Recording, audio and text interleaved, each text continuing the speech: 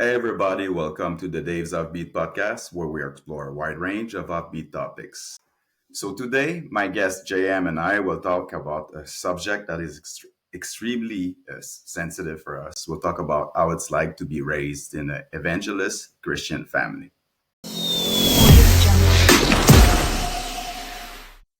Hey JM, so it's the first time you're on my podcast, so why don't you just start by introducing yourself? Hi. My name is JM. It's a short for Jean Mathieu. I just say JM. Everybody calls me JM. Um, and I am one of your oldest friends, um, It's true. childhood friends.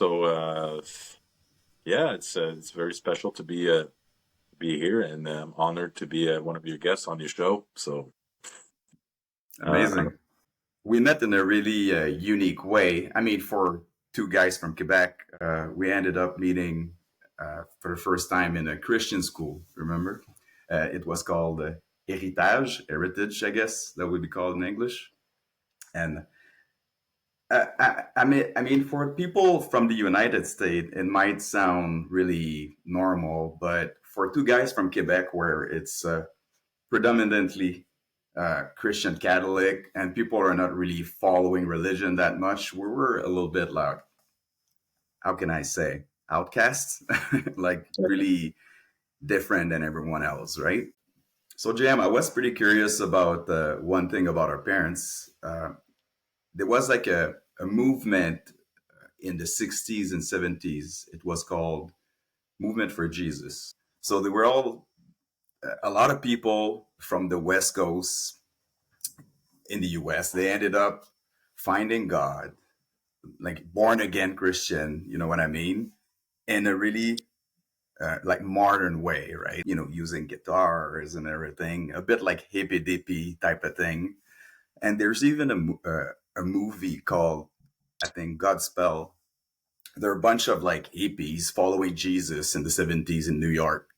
And it's extremely interesting. It's kind of like part of that movement. It's like all the joy and the happiness from the flower power without the drugs and the sexuality. uh, And her parents were definitely from that.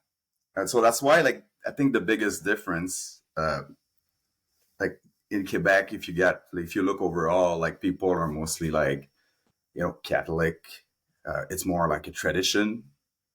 And our parents, they were really like born again Christian. So they were convinced it was like something that happened in their lives.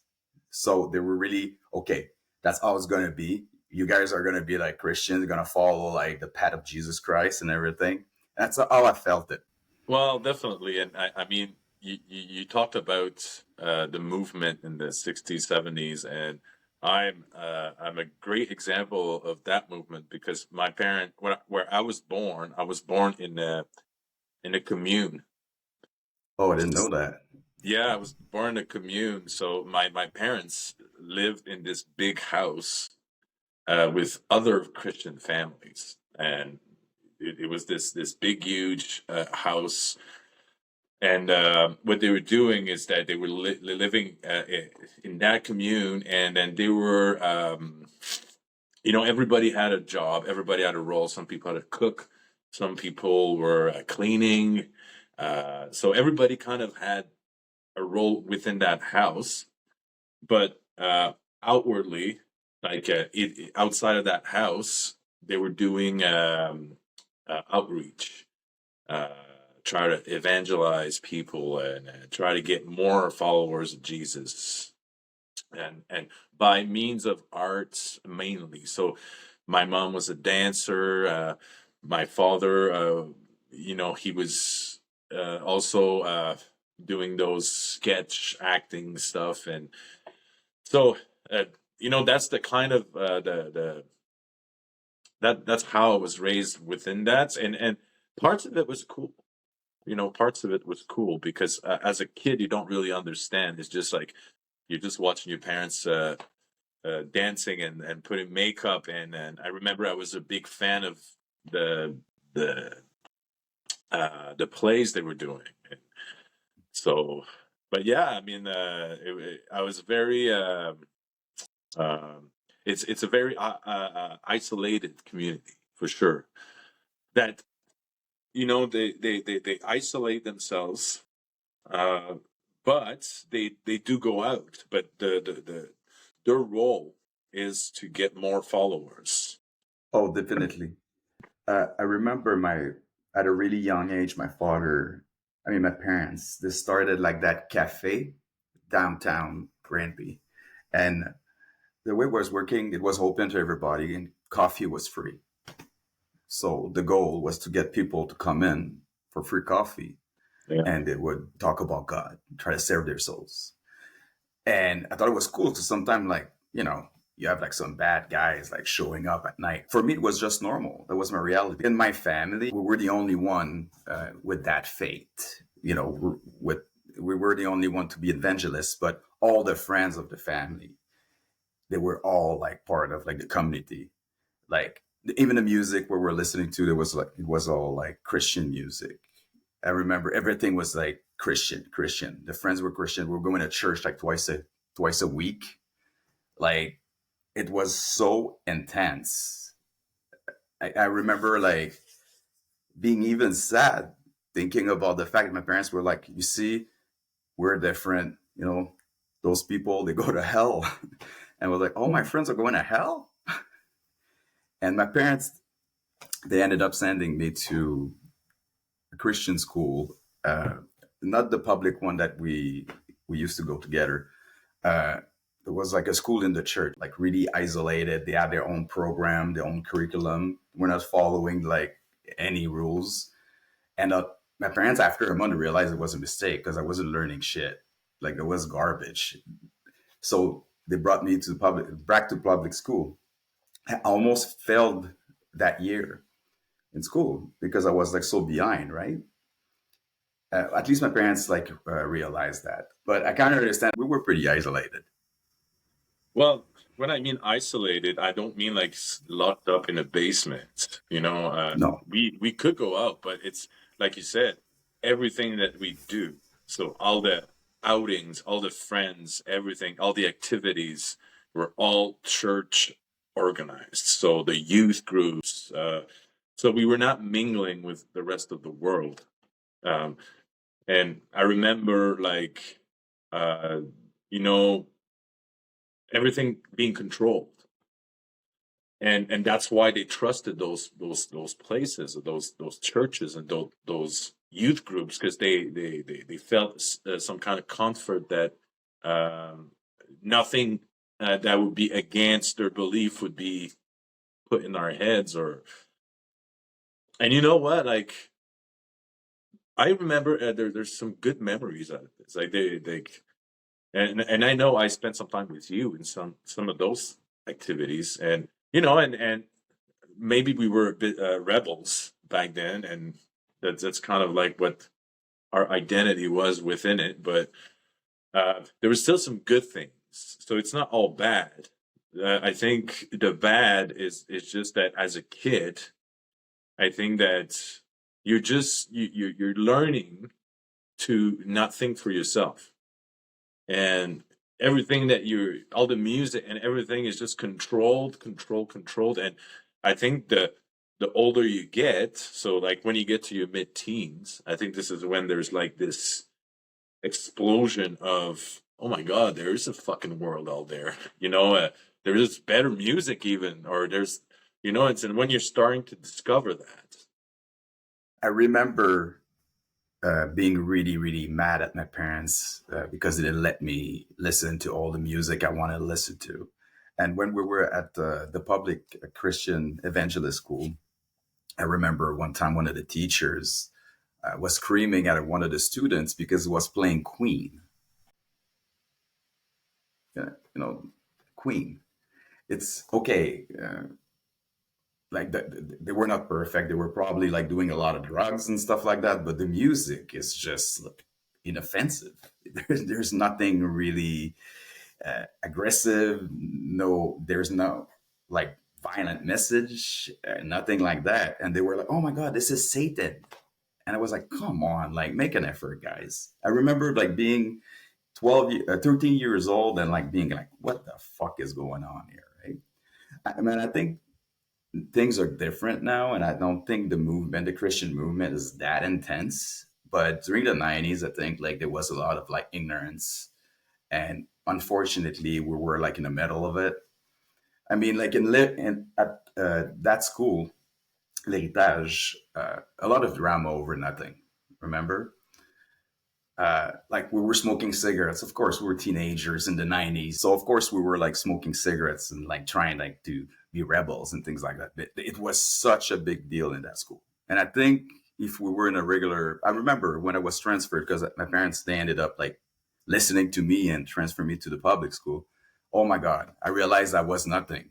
I thought I was a badass, but like when I ended up in real school, like real public school, I realized I was nothing. I felt like I was in danger, actually. Yeah. And surprisingly, because of all that, all that teaching and everything, we ended up, you and I, being like bad boys, like just because we wanted like to do like the opposite of what we were told.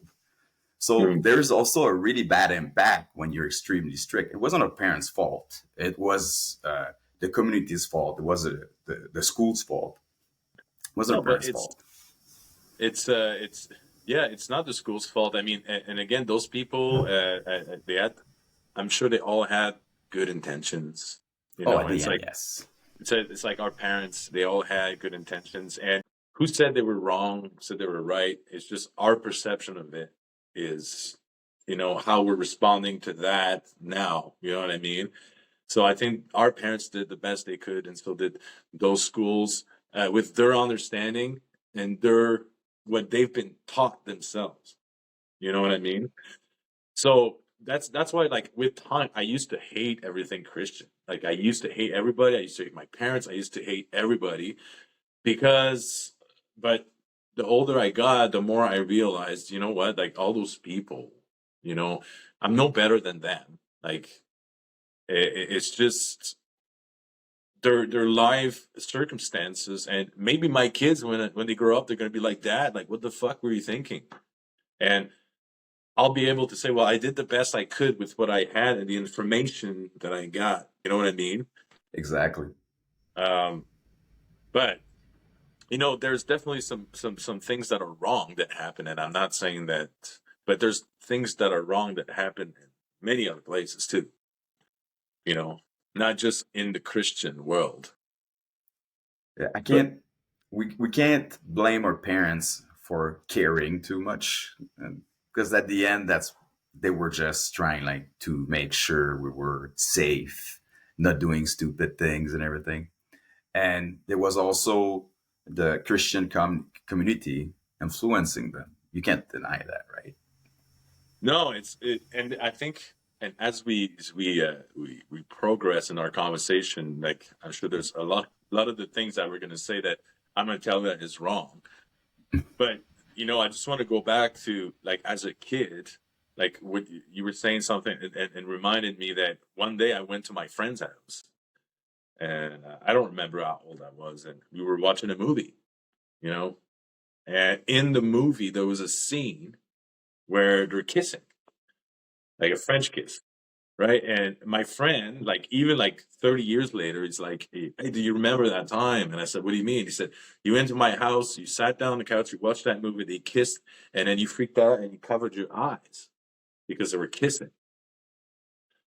But you know what? And that's the way, like my mom especially, but my parents would really control what we're watching, which is healthy in a way with kids, I mean, nowadays, you're not gonna, your parents still do that. They're not gonna take their 7-year-old kid and make them watch Sin City, for example. Everything is so accessible, right? Everything Sure. is like overly sexualized. Everything is kind of like extreme. It's just the time we live in. I guess it was more balanced when we were kids, and like sex scenes were not that intense like No, no, compared there to was what you see now, right? Uh, with her virgin eyes from back in the day. oh, definitely. Like, I'm sure that my kids have seen it all. And you're Oh, right. Like, we definitely. can't control what they do on their device. Or so. And in the end, You know, and I think that's the part that I think that the other kids had that I didn't have from being isolated. You know, and I think it's just the curiosity, and that curiosity as a kid just exponentially grew into um, you know, something huge, which leads to the rebellion because you want to do all those things. I remember we were going to the theater like twice a week, like obsessed with movies. Because in movies, we were able like to go in a universe that was like everything was allowed, right? Like limitless. That's how I felt anyway. Uh, like, but I was like jealous. I remember being jealous of everyone out of that circle, like their freedom. It felt like they were more free than us. It felt like they were traveling more. It felt like everything was better because there's always two ways to see things, right? Half full or half empty. And I think I was just seeing half empty. Now I realize that I was pretty lucky for a lot of values. My parents, they did a lot to the community. They were helping people in need, giving food and stuff like that. And a lot of that is because they were Christian, right? I mean, it even became a foster family. So they just wanted to help more, right? So all those values that they gave me, that they shared with me, like I just embrace it. I can't lie. And I know a lot of it is because I was born and raised in a Christian family. But here's a question for you: do you Yeah. think that your parents would have done the exact same thing had they not be Christian? Like, basically, what I'm asking is that because I know your parents, but what I'm asking is that would your parents do that without Christianity? Are they those kind of people? Uh, I think maybe the foster family and everything. I think my father would have focused more on his career, way more on his career, not being Christian. Uh, because I think it just became not so important to be successful, even if he became successful. But I think he would have been like richer. I think it's true because it would have been just like so invested in his career, in his business, that I would have probably like not have see him as much. Like my father would have been more absent. I think that's what Yeah, I believe. yeah, but and I think I agree. But like, what I meant is in the matters of the heart. No, they're who they are. They're who they Yeah, are, right? I think so. You know, I think so. I think your parents are great people. They're really nice people, and I remember them being really nice with me when I was a kid. So And you remember my grandparents too. We used to go there for lunch and stuff. They were just on my mom's side. They were just nice people. So of course they transferred that to my mom, and my mom transferred it to us, right? And what about you? Do you think your parent would have been the same? I think so. I mean, I think that my parents have a good heart. They always have been, and it's just, uh, do I think that a lot of the things they've done, um, how can I say this? This is a moment you're gonna edit.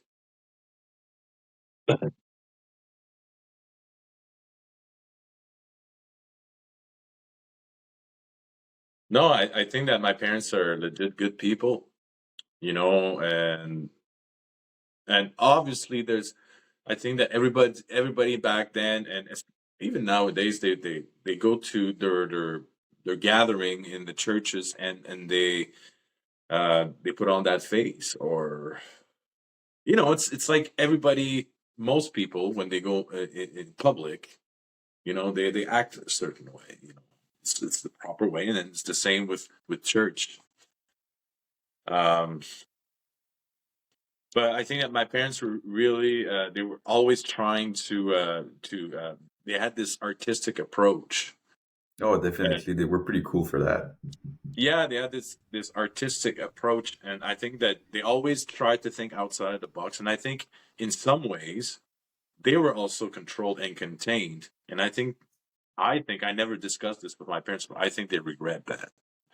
They regret exploring that Yeah. side of themselves. You know. that was controlled by the church. It's just like my parents are musicians.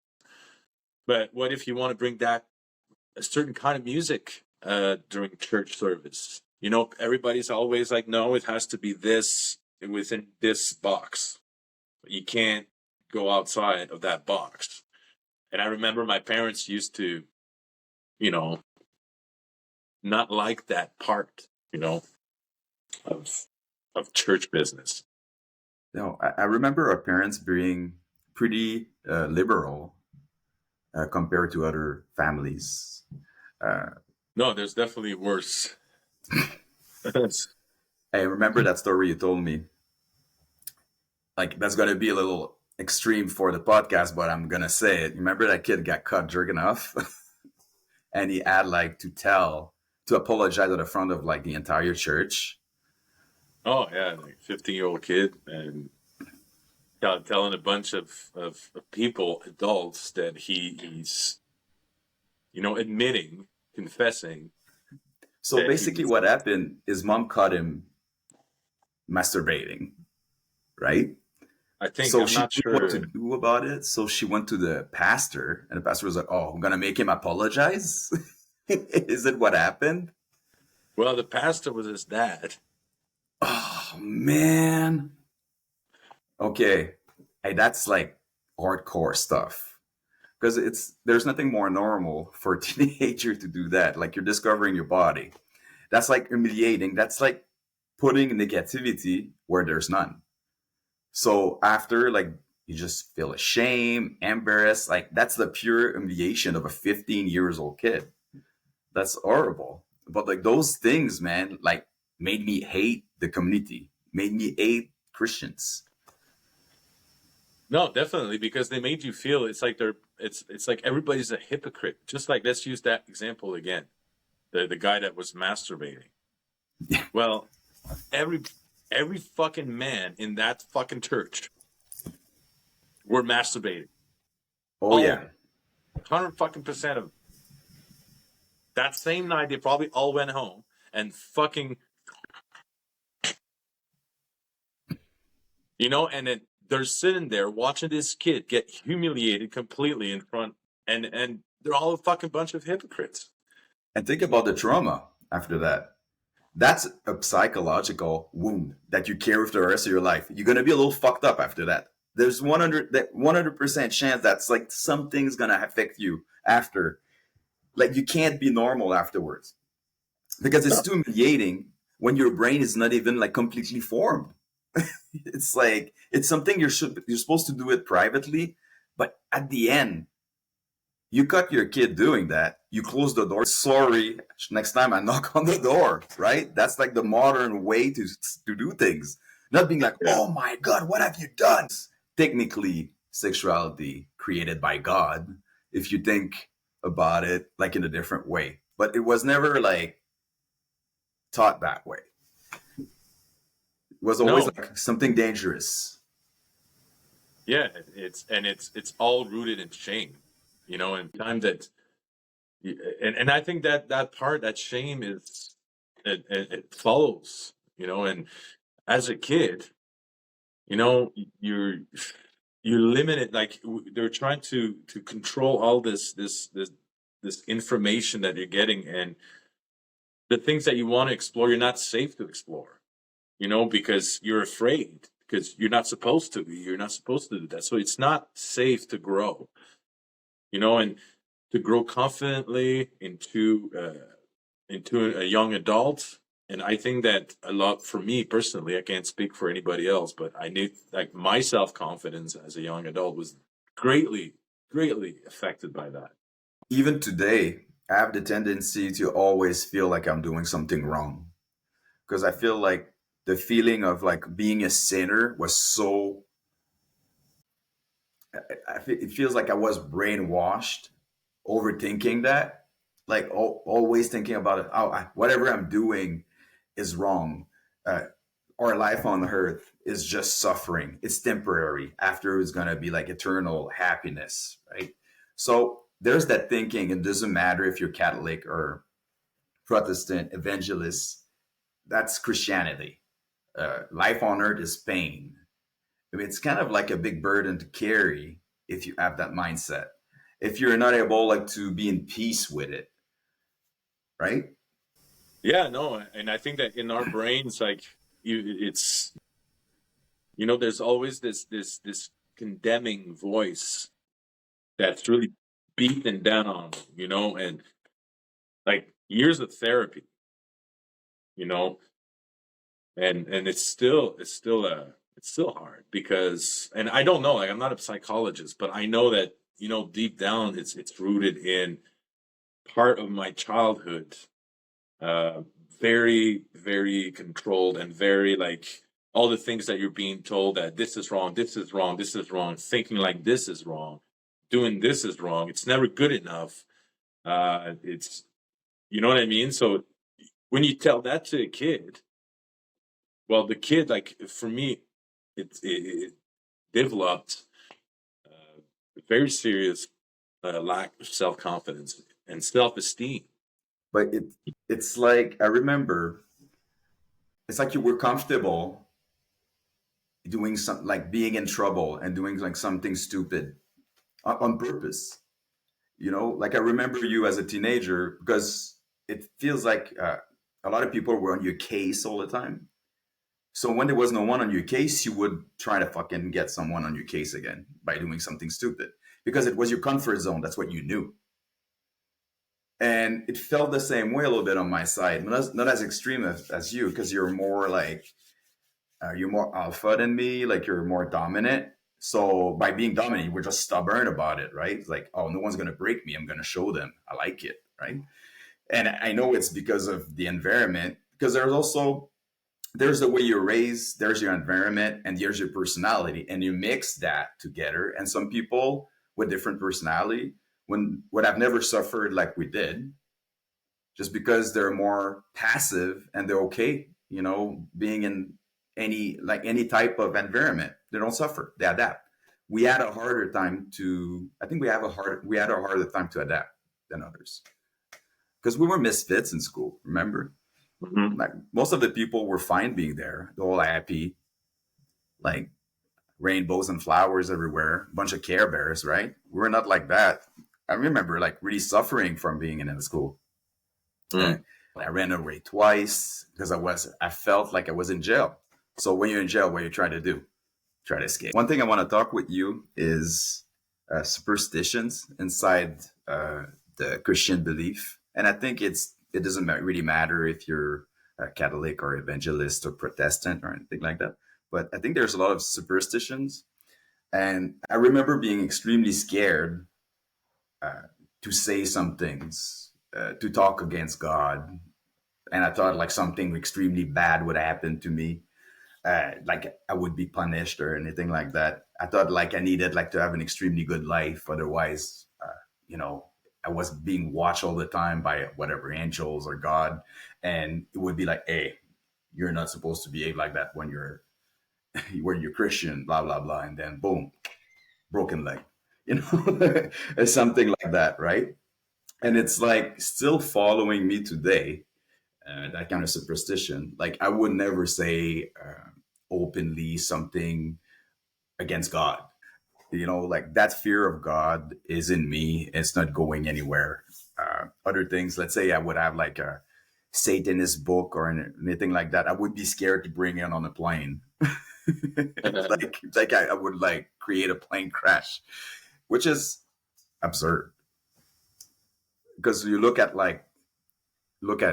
history and everything. Look at all those dictators and everything. They ended up like having a really long life. Like Pinochet, I think in Chile, he died at 80 something years old, and the guy was a pure fucking asshole, and yeah, he still had a long life. So it doesn't matter what you do. I think it has to do with luck. It has to do with your environment, anything like that. But inside me, deep inside me, I'm still superstitious. Still, I fear God extremely. I don't know you still have that, and I know it's because we've been trained to think that way since a really young age. Um, yeah, no, I used to get like that pretty often. I think I'm a lot better now. Just because I'm very confident in my belief system and my what I believe, and um, but yeah, like definitely, like I remember, like it's something that's really uh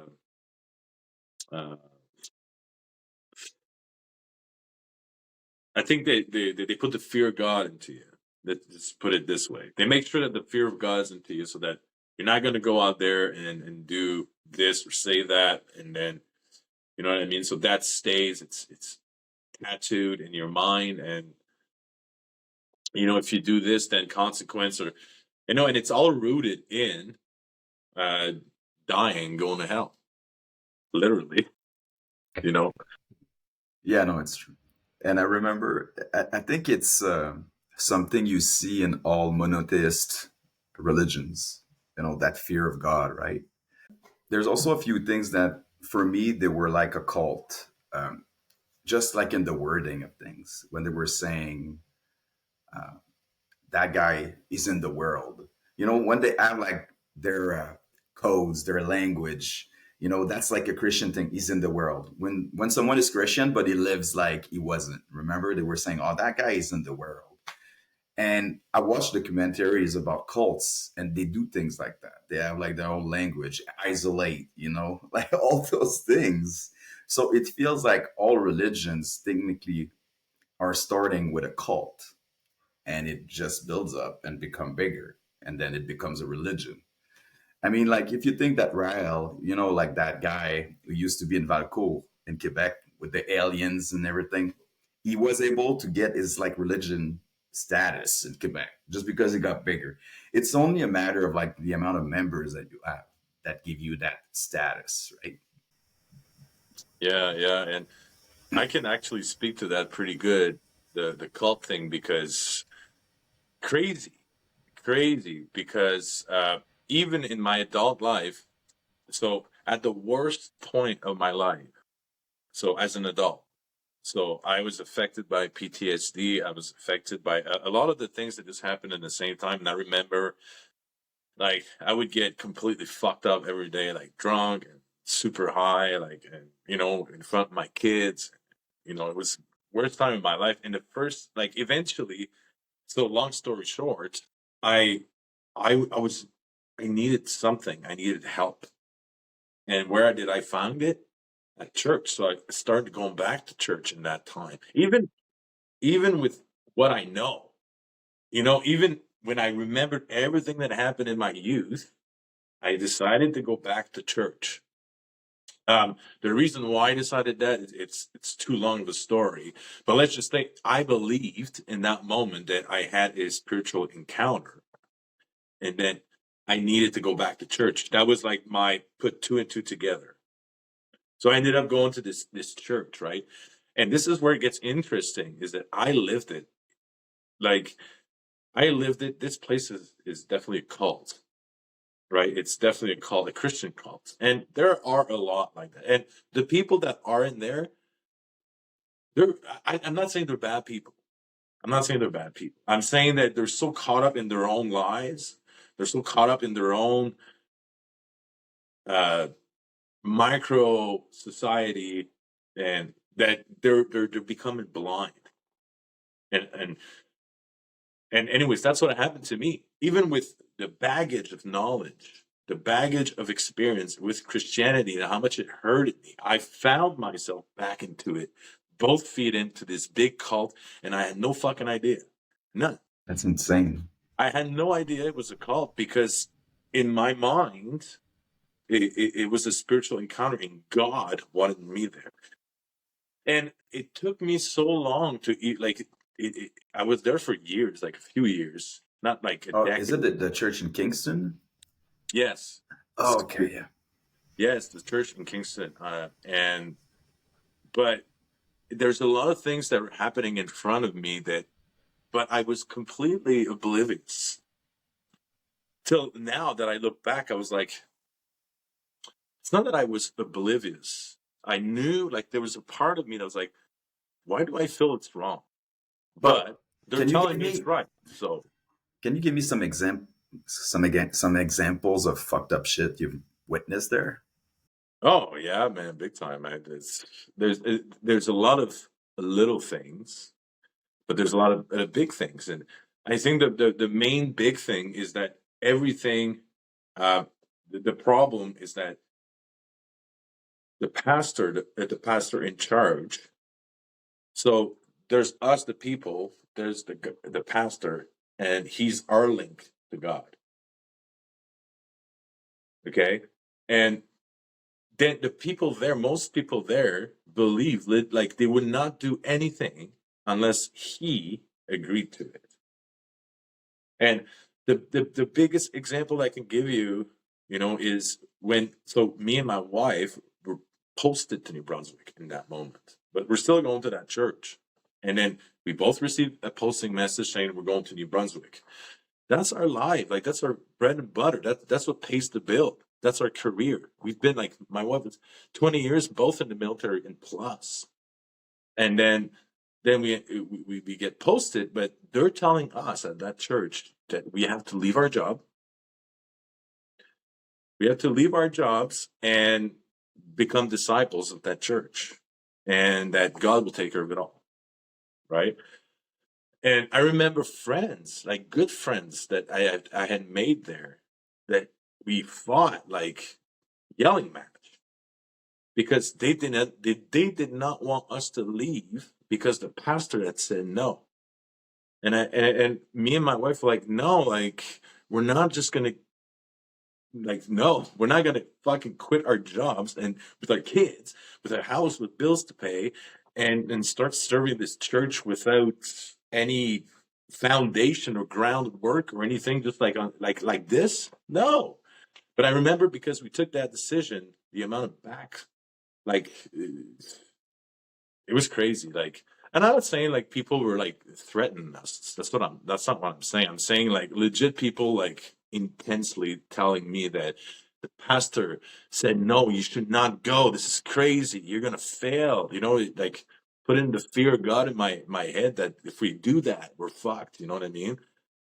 Um, but we ended up going. But my point is and then once we got to New Brunswick and then I came back to my senses because then I started looking back everything. I was like, oh fuck, this is wrong. This is wrong. This is wrong. This was all happening in front of me, but I was completely oblivious to it. So my point is, the people that are in cults, very, very, very hard to realize that you're in one, and very, very hard to um, to say that something is wrong or because you don't see it's hard to You're explain. too close. So once you're too close, you don't. It's almost being too far. Yeah, and I think the sad part of all of this in Christianity is that you know let's go back to what was written about Jesus and the good things about this guy called Jesus who in one sentence says treat your neighbors yourself as you would like to be treated. You know, that if we simplified his message to just that, and then now we look back at everything like I don't see I don't see that Jesus guy in nothing that I've seen there. Just think about the fact that when you're Christian, technically you get slapped on the cheek. You're supposed to show the other one. But you look at all the violence in the world. Like the most violent people are often like pretty conservative in their values and everything, and they pretend to be Christians. That's not the way I was raised. Like the way I was raised is more like Jesus is like kind of like is a bit like Buddha. It's all about peace, right? It's just like Christianity has been used in like really wrong ways, many wrong ways to conquer countries, nations, and everything. Talk about the Crusades and everything.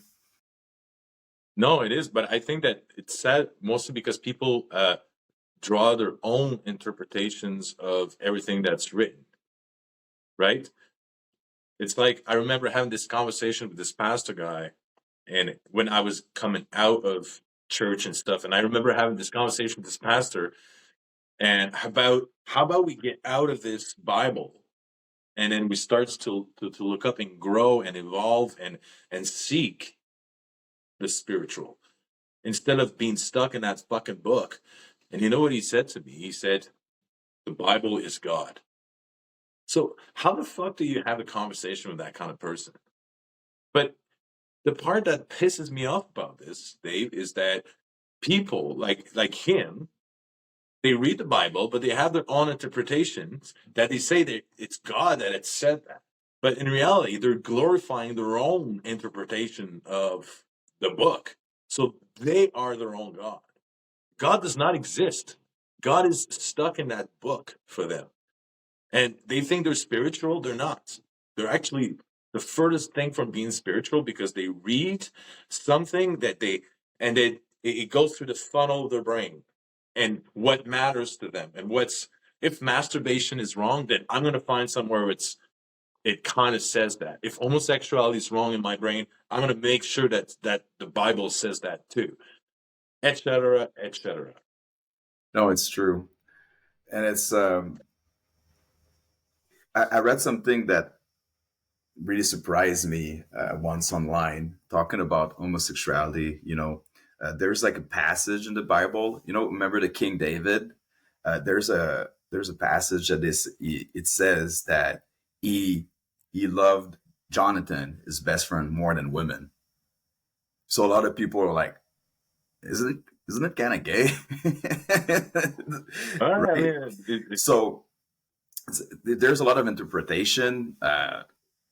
Like people say what they want to say, right? no, Like but they don't see what don't they hear want to what I'm see. not saying though. What's that? I said, don't hear what I'm not saying. Yeah, Like, exactly. I'm saying, like, there's some great things in the Bible. Oh, There's some great absolutely. things. And I think there's great things in a lot of books. There's great things in life. There's great thing in the nature. I think that the universe, God, whatever you call it, speaks to us. There's mysteries in the Bible. There's little pieces of gold in there that that if you really seek with a good heart, that you'll find good stuff, out there. But it's not. I think it's something that's alive. It's not something that's dead. You know what I mean? That I think the spiritual is very much alive, and it speaks to us if we allow it. But I think that religion and Christianity has boxed that up, and people like me and you that were raised in that, unfortunately, we were limited at that moment. We were limited to grow and evolve and seek because we were told this is it. You got to fit in that box. If you don't fit in that box, you're going to hell. You're going to hell or it's wrong. You're wrong. You're not fitting in that box. But I think that took away all the beautiful things that we can find in the spiritual realm, in the spiritual world. And yeah, sorry, that's all I can say. But there's a matter of fact. It's healthy to be spiritual. It's proven that people that are spiritual, that have like a faith in some kind of religion, are happier, like psychologically healthier. Uh, they have less issues at like sleeping at night, less anxiety. I guess it can be extremely healthy. But so where do you draw the line to make it healthy and not unhealthy, right? That's where it becomes like a little tricky from my experience. Well, see, I coach hockey, right? And I'm going to make a metaphor, analogy with it. I always teach my players. By the way, I coach a female hockey team, competitive hockey team. I know I don't look the part, but anyways, I I I have my own ways, and I know they're kids, but I always tell them, you know, you have choices. You can be either led by fear.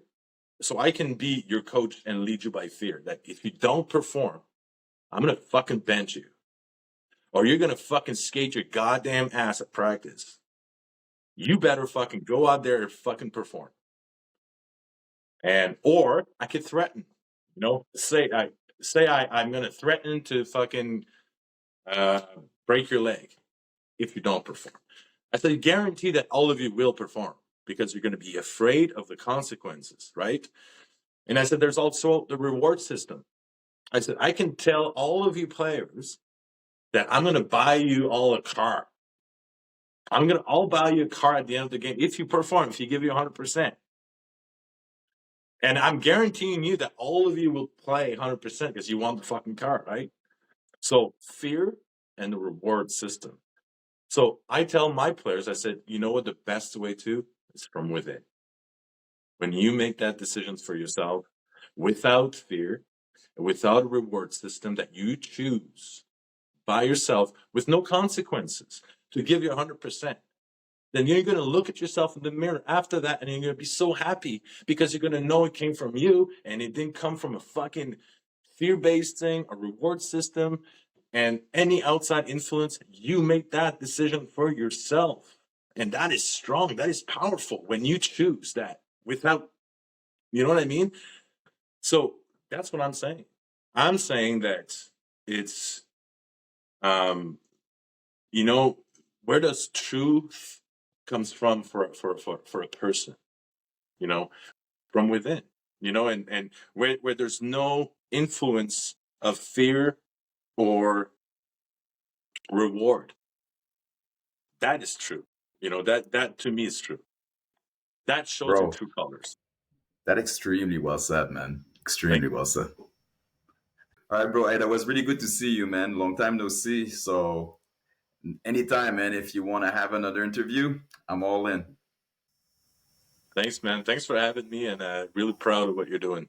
Oh, thanks, bro. Take care.